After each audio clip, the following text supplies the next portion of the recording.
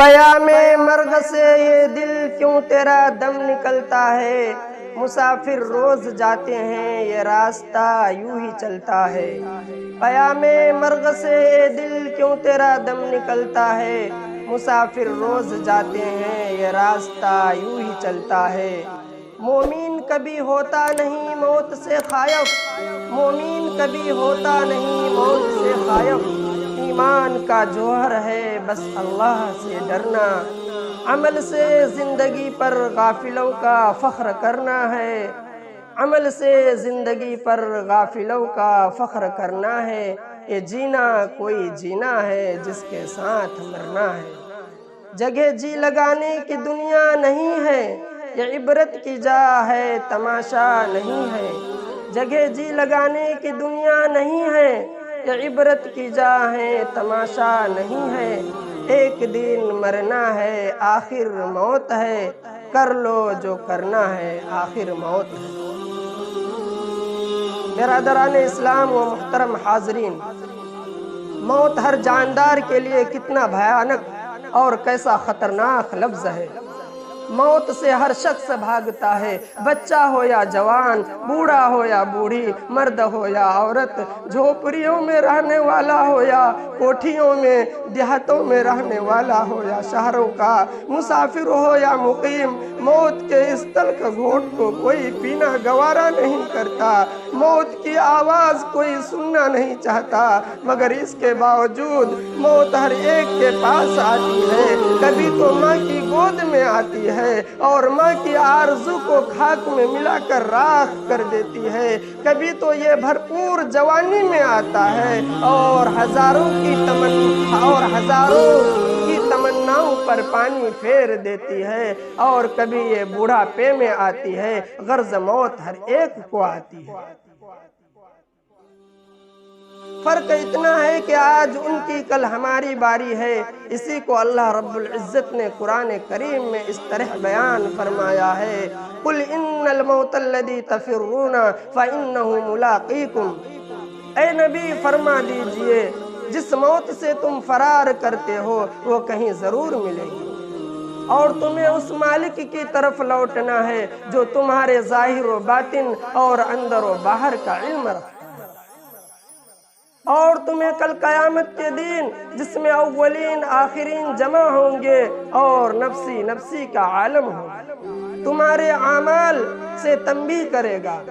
اگر تم نے خدا اور اس کے رسول کی اطاعت و فرما برداری میں زندگی گزاری تو نام اعمال تمہارے دائیں ہاتھ میں دیا جائے گا اور فرشتوں سے کہا جائے گا اسے جنت میں داخل کرو، اور یہ پیغام سنا دو کہ اب کبھی بھی تمہیں موت نہیں آئے گی، اور اگر تم نے خدا اور اس کے رسول کے قانون کو توڑا اور مخلوق خداوندی کو تکلیف دینے میں زندگی گزاری، اور تم نے حلال کو حلال اور حرام کو حرام نہیں سمجھا تھا، رشوت اور سود سے تم نے اپنی جیب کو بھرا تھا، یتیم اور بیواؤں کی دولت پر تم نے ڈاکہ زنی کی تھی، تو کل قیامت کے دن ناکامی کا جھنڈا پیچھے کی طرف سے بائیں ہاتھ میں پکڑا دیا جائے گا، اور فرشتوں سے کہا جائے گا کہ اس کم بخت کو لے جاؤ اور جہنم میں اوندھا منہ ڈال دو۔ میرے دوستو، دنیا میں انسان دولت کمانے اور حاصل کرنے کی بڑی کوشش کرتا ہے، راتوں میں جاگ کر، دنوں میں تھک ہار کر اور خون پسینہ ایک کر کے جمع کرتا ہے، لیکن جب انسان کو موت آتی ہے اور اس کی روح پرواز کر جاتی ہے تو لوگ اس کی ساری دولت لے لیتے ہیں، اگر اس کے بدن پر کوئی زیور ہوتا ہے خواہ وہ معمولی ہی کیوں نہ ہو اسے بھی اتار لیتے ہیں، اور اسے اپنی دولت سے سوائے کفن کی کچھ حاصل نہیں ہوتا، کوئی چیز اس کے ساتھ نہیں جاتی، ساری چیزیں یہیں پڑی رہ جاتی ہے، لوگ نہلا دھلا کر کفن پہنا کر قبرستان کے طرف چل دیتے ہیں، اور قبر میں دفنا کر سارے لوگ واپس چلے آتے ہیں، کوئی اس کے ساتھ نہیں رہتا۔ آج دنیا کی کوئی چیز اس کے ساتھ نہیں ہے، صرف ایک ہی چیز اس کے ساتھ ہے، وہ اس کے اعمال ہے۔ خواہ وہ اچھے ہو یا برے، یہی اس کے ساتھ رہ جاتی ہے۔ اسی کو ہمارے آقا تاجدار مدینہ جناب محمد الرسول اللہ صلی اللہ علیہ وسلم نے اس طرح بیان فرمایا ہے: موت کے پیچھے 3 چیزیں جاتی ہیں، ان میں سے 2 لوٹ آتی ہے اور 1 رہ جاتی ہے۔ اس کے پیچھے اس کی اولاد، اس کا مال اور اس کا عمل جاتا ہے۔ اولاد اور مال واپس آ جاتے ہیں، صرف عمل ساتھ رہتا ہے، خواہ وہ اچھے ہو یا برے۔ سوچنے کا مقام ہے، وہ عمل قبر کی کٹھن گھڑی میں کام آنے والا ہے، وہ ہمارے پاس کتنا ہے، اور وہ آل و اولاد، وہ مال و متاع جو اس مشکل وقت میں ہمارا ساتھ چھوڑ دیں گے، اس کو جمع کرنے کے لیے ہم نے کتنا فکر مند رہتے ہیں۔ جمع کرنے کی کیا چیزیں تھی، جمع کیا کر رہے ہیں؟ میر انیس نے اس کا نقشہ اس طرح کھینچا ہے: کیا کیا دنیا سے صاحب مال گئے، نہ دولت ساتھ گئی نہ اطفال گئے، پہنچا تو لحد تک اے سب لوگ، ہم راہ اگر گئے تو اعمال گئے۔ عزیزو، سکندر بادشاہ کا نام آپ نے سنا ہوگا، بہادری اور شجاعت میں مشہور تھا۔ نوجوانی کے وقت یونان سے چلا اور فتح کرتا ہوا ہندوستان آ پہنچا۔ سرزمین پنجاب کو فتح کر لیا اور آگے نہ بڑھا۔ یہیں سے جب اپنے وطن کی طرف واپس ہونے لگا تو اس کی طبیعت خراب ہو گئی اور ایسا معلوم ہونے لگا کہ جان نہیں بچے گی۔ اس نے اپنے وزیروں کو بلایا اور کہا کہ دیکھو، میرا وقت قریب آ گیا ہے اور اب میں آپ لوگوں سے جدا ہو جاؤں گا۔ پھر وزیروں سے کہا کہ جب میں مر جاؤں گا آپ لوگ میرا کفن دفن کر دیں گے۔ انہوں نے کہا، حضور، زندگی بھر ہم نے آپ کا نمک کھایا ہے، اگر آپ کا کفن دفن بھی نہیں کریں گے تو ہم سے زیادہ نمک حرام کون ہوگا؟ پھر سکندر بادشاہ نے کہا، دیکھیے، اب میرا آخری وقت ہے اور آخری وصیت ہے، جب میں مر جاؤں اور آپ لوگ مجھے کفن پہنا کر دفن کے لیے جائے تو میرا ہاتھ کفن سے باہر نکال دینا۔ وزیر نے کہا، حضور، ایسا نہ فرمائے، کیونکہ اس میں آپ کی بڑی بے عزتی ہوگی، کیونکہ آپ کا جنازہ ایک بادشاہ کا جنازہ ہوگا اور ساری دنیا اسے دیکھنے کے لیے آئے گی۔ جب لوگ دیکھیں گے اور آپ کا ہاتھ کفن سے باہر نکلا ہوا ہو تو پوری دنیا کہیں گے کہ دیکھو سکندر کتنا بڑا لالچی ہے۔ فتح کرتے کرتے مر گیا، اب بھی اس کا لالچ ختم نہ ہوا۔ وہ کفن سے ہاتھ باہر نکالے ہوئے ہیں تاکہ اور ملک ہاتھ آ جائے، اس میں بڑی بے عزتی ہے۔ سکندر نے کہا، آپ لوگوں نے سمجھا نہیں، میں اس لیے ہاتھ باہر نکال رہا ہوں تاکہ لوگوں کو نصیحت ہو کہ 7 ملکوں کا بادشاہ آج جب دنیا سے جا رہا ہے تو وہ بھی خالی ہاتھ جا رہا ہے، اس کے ہاتھ میں 1 روپیہ بھی نہیں ہے۔ دوستو، اتنے بڑے بڑے بادشاہ دنیا سے خالی ہاتھ گئے، نہ دولت ساتھ گئی نہ اطفال گئے۔ ہمارے پاس تو کچھ بھی نہیں ہے، ہم تو بالکل خالی جائیں گے، صرف ہمارا اعمال ہمارے ساتھ جائیں گے، خواہ وہ اچھے ہو یا برے۔ دوستو، آج انسان یہ سوچ رہا ہے کہ ابھی تو جوانی ہے، ابھی بالکل بھرپور جوانی میں ہوں میں۔ یہی ہر آدمی کے دلوں میں سوچ ہے کہ ابھی جوانی ہے، کچھ اس سے فائدہ اٹھا لے، جب داڑھی پک جائے گی تو ہم بھی تمہاری طرح نماز پڑھ لیا کریں گے، روزہ رکھ لیا کریں گے۔ حالانکہ وہ جانتا ہے کہ انسان کو موت ماں کے گود میں بھی آ سکتی ہے، بھرپور جوانی میں بھی آ سکتی ہے، موت نہ کسی کی جوانی دیکھتی ہے اور نہ کسی کی حسرت و یاس دیکھتی ہے۔ چنانچہ اللہ رب العزت نے قرآن پاک میں ارشاد فرماتا ہے اذا جاء اجلهم فلا يستأخرون ساعة ولا يستقدمون۔ جب انسان کو موت آتی ہے نہ ایک گھڑی پیچھے آتی ہے اور نہ ایک گھڑی آگے آتی ہے۔ امام مالک کا واقعہ آپ لوگوں نے سنا ہوگا۔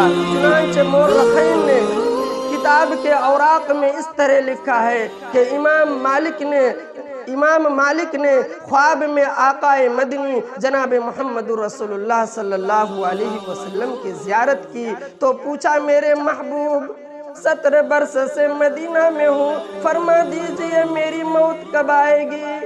پیغمبر صلی اللہ علیہ وسلم نے مسکرا کر آسمان کی طرف دیکھا اور ہاتھ کی 5 انگلیاں اٹھا دے۔ امام مالک حیران ہوئے کہ آخر 5 سے 5 مہینے یا 5 ہفتے یا 5 سے مراد کیا ہے؟ علامہ ابن سرین جو خواب کی تعبیر دیتے تھے، وقت کے بہت بڑے امام تھے، ان کے پاس امام مالک نے آدمی بھیجا اور حضرت سے جا کر پوچھ کر آؤ اس کی تعبیر کیا ہے۔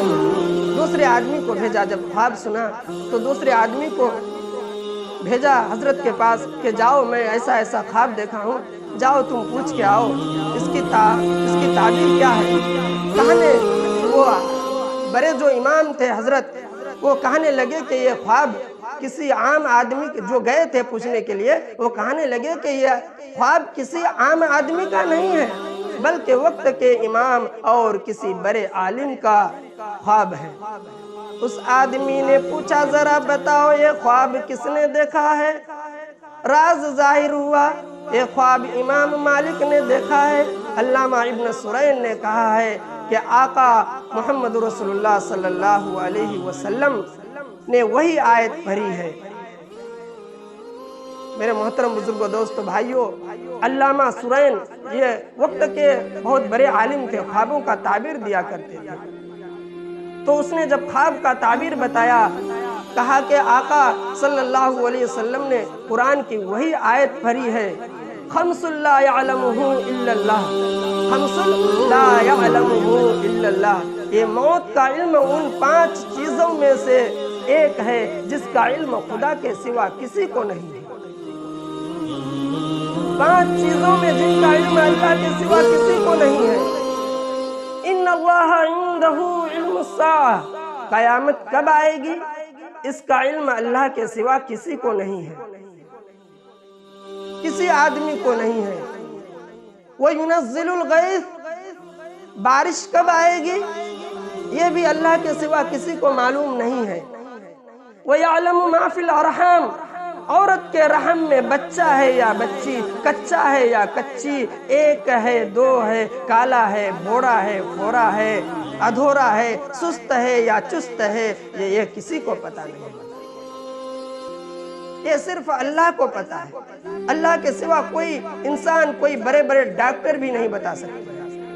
اللہ نے پھر قرآن کریم کے اندر فرماتا ہے وَمَا تَدْرِي نَفْسٌ مَاذَا تَكْسِبُ غَدًا، کوئی شخص نہیں جانتا ہے کہ وہ کل کیا عمل کرے گا، آپ کے ساتھ کیا ہوگا، کوئی حادثہ ہوگا یا آپ کچھ عمل کریں گے، یہ کسی کو معلوم نہیں ہے، یا کل مر جائیں گے، کہیں کچھ ہو جائیں گے، یہ اللہ کے سوا کوئی بتا نہیں سکتا ہے، کوئی نہیں بتا سکتا ہے، صرف اللہ ہی کی ذات کو ان 5 چیزوں کا علم ہے۔ میرے محترم بزرگوں، دوستو، بھائیوں، امام صاحب نے اس 5 چیزوں کو بتایا۔ وَمَا تَدْرِي نَفْسٌ مَاذَا تَكْسِبُ غَدًا، کوئی شخص نہیں جانتا ہے کہ وہ کل کیا عمل کرے گا، اس کے ساتھ کیا ہوگا۔ پھر فرمایا وَمَا تَدْرِي نَفْسٌ بِأَيِّ أَرْضٍ تَمُوتُ، موت تمہیں کہاں آئے گی یہ علم سوائے اللہ کے کس کو ہے۔ میرے محترم بزرگوں، دوستو، عزیزوں، موت کی تیاری کرو، موت کی تیاری کرو۔ ہم سفر میں جاتے ہیں تو باقاعدہ ایک تھیلا ہوتا ہے، بکسا جس کو ہم بیگ کہتے ہیں، ایک بیگ ہوتا ہے، ہمارے ساتھ بستر بھی ہوتا ہے، کرایہ ہوتا ہے، انتظام ہوتا ہے، اہتمام ہوتا ہے، طعام ہوتا ہے، کھانے پینے کا سامان ہوتا ہے۔ تو ہمارا ایک لمبا سفر ہے۔ جب اتنے چھوٹے سفر میں ہم کرایہ لے کے جاتے ہیں، بستر لے کے جاتے ہیں، بیگ لے کے جاتے ہیں، جھولی جس کو جھولی کندھے میں لٹکا کے جاتے ہیں وہ لے کے جاتے ہیں، کپڑا وغیرہ کھانا وغیرہ لے کے جاتے ہیں، یہاں سے دہلی جانے کے لیے یا ممبئی جانے کے لیے، کوئی دوسرے اسٹیٹ جانے کے لیے ہم کتنا تیاری کرتے ہیں۔ میرے محترم بزرگوں، دوستو، بھائیوں، ایک لمبا سفر ہے قبر سے لے کر حشر تک، اس کا ہم کیا تیاری کر رہے ہیں؟ میرے محترم بزرگوں، دوستو، بھائیوں، پیغمبر صلی اللہ علیہ وسلم کے رفیق صدیق اکبر رضی اللہ تعالی عنہ فرماتے ہیں کہ جس کے پاس کوئی عمل نہیں ہے، نہ نماز نہ روزہ، اور کفن پہنا کر جا رہا ہے، روزہ بھی نہیں ہے، نماز بھی نہیں ہے، زکوٰۃ بھی نہیں ہے، اور اس کو جب کفن پہنا کر جا رہا ہے، یوں سمجھے کہ دریا میں بغیر کشتی کے جا رہا ہے۔ دریا میں جب پار ہوتا ہے تو کوئی کشتی میں جاتا ہے، اور جس کے پاس روزہ نہیں ہوتا ہے، جس کے پاس نماز نہیں ہوتا ہے، جس کے پاس زکوٰۃ نہیں ہوتا ہے، جس کے پاس کوئی نیک اعمال نہیں ہوتا ہے، تو اس کے بارے میں فرمایا کہ یوں سمجھو کہ بغیر کشتی کے جا رہا ہے، اب غرق ہونے کے سوا کوئی چارہ نہیں ہے۔ سوچنے کی بات ہے، ہم اس دنیا میں کیا کر رہے ہیں؟ اللہ نے ہمیں کس لیے پیدا کیا؟ میرے نبی صلی اللہ علیہ وسلم ہر جمعہ کو مسجد نبوی سے نکل کر جنت البقیع جایا کرتے تھے اور فرمایا کرتے تھے، میرے صحابہ تم بھی چلو تاکہ اس شہر خاموشہ کو دیکھیں، جہاں لوگ سوئے تو اٹھتے نہیں، چپ ہیں تو بولتے نہیں، گئے تو آتے نہیں، گم ہوئے تو نظر نہیں آتے۔ عزیزو، یاد رکھو، ایک نہ ایک دن موت ہر ایک کا دروازہ کھٹکھٹائے گا۔ ایک دن سب کو موت آئے گی، سب کا دروازہ کھٹکھٹائے گی، اس لیے اپنی موت سے پہلے اپنی آخرت کی تیاری کر لو۔ دوسروں کو اپنے کندھوں پر رکھ کر یہ عبرت حاصل کرو کہ ایک نہ ایک دن تم بھی دوسروں کے کندھوں پر سوار ہو کر شہر خاموشہ جاتا ہے۔ ہم کو بھی جانا ہے، آپ کو بھی جانا ہے، اور جس طرح آج یہ خالی ہاتھ جا رہا ہے، کل تم بھی خالی ہاتھ جانا ہے۔ اللہ تبارک و تعالی ہمیں اور آپ کو اس باتوں پر عمل کرنے کی توفیق عطا فرمائے۔ میرے محترم بزرگوں، دوستو، بھائیوں، جب ہمیں اس دنیا سے جانا ہے، ہم یقین ہے ہمارے دادا باپ دادا آئے تھے، ہمارے پردادا آئے تھے، وہ بھی چلے گئے، ہمارے دادا آئے وہ بھی چلے گئے، ہمارے باپ آئے اس کی بھی باری ہے، وہ بھی چلے جائیں گے، ہماری بھی باری ہے۔ یہ معلوم نہیں ہے کہ کون پہلے جائے گا کون پیچھے جائے گا، لیکن ہم قرآن کریم ہم اپنے آنکھوں سے دیکھتے ہیں اور قرآن کریم کو ہم پڑھتے ہیں، اور اس میں ایک آیت ہے، کل نفس ذائقۃ الموت، ہر نفس کو موت کا مزہ چکھنا ہے۔ لیکن ہم جاننے کے باوجود بھی وہاں کی کتنا تیاری کرتے ہیں، اور چند دن کی زندگی، جب دنیا کی زندگی کے لیے ہم دین کو دین نہیں سمجھتے ہیں، رات کو رات نہیں، مارا پھرتے ہیں، کیا فائدہ؟ کچھ بھی فائدہ نہیں، جبکہ اللہ نے اس دنیا کو پیدا کرنے سے 50,000 سال پہلے ہمارے تقدیر کو لکھ دیا ہے۔ 50,000 سال پہلے ہر انسان کے تقدیر کو لکھ دیا۔ جب قلم کو پیدا کیا، سب سے پہلے اللہ نے حکم دیا کہ تم لکھو دنیا کی تقدیر کو، اس کے بعد پھر تمام انسان کے تقدیر کو 50,000 سال پہلے لکھ دیا۔ ہمیں مارا ماری کرنے کی، بھاگا بھاگی کرنے کی ضرورت نہیں، جو میرے تقدیر میں ہے وہ ہم تک پہنچے گا، ضرور پہنچے گا انشاءاللہ۔ اگر ہمارے تقدیر میں کچھ بھی نہیں ہے تو ہم صبر کریں، اگر اللہ کے طرف سے ہمیں وہ انعام مل گئی ہے تو ہم ان کا شکریہ ادا کریں۔ میرے محترم بزرگوں، دوستو، بھائیوں، اسی پر میں اپنے باتوں کو ختم کرتا ہوں، اور ہمیں یہ دنیا سے زیادہ آخرت کی تیاری کرنی ہے۔ تو میرے محترم بزرگوں، دوستو، بھائیوں، اللہ سے جڑو، اللہ کے وحدانیت کو جانو۔ یہ زندگی ایک مہلت ہے، اللہ کو اپنا بنا لو، یہ زندگی ایک مہلت ہے، اللہ کو اپنا بنا لو، اللہ سے لو لگا لو، روٹھے ہوئے رب کو منا لو۔ ہمارے رب ہم سے جب ناراض ہے، ہمیں سجدے کی توفیق نہیں ہوتی ہے۔ جب رب ناراض ہوتا ہے تو روٹی نہیں چھینتے ہیں انسان سے، بلکہ سجدے کی توفیق چھین لیتے ہیں، نیک کام کرنے کی توفیق چھین لیتے ہیں۔ تو میرے محترم بزرگوں، دوستوں، بھائیوں، اللہ سے دعا کرے کہ اللہ تبارک و تعالی ہم سب کو دین پر جڑے رہنے کی، جب تک زندگی ہے تب تک جڑے رہنے کی توفیق عطا فرمائے، آمین۔ اب دیجیے اجازت، السلام علیکم ورحمۃ اللہ۔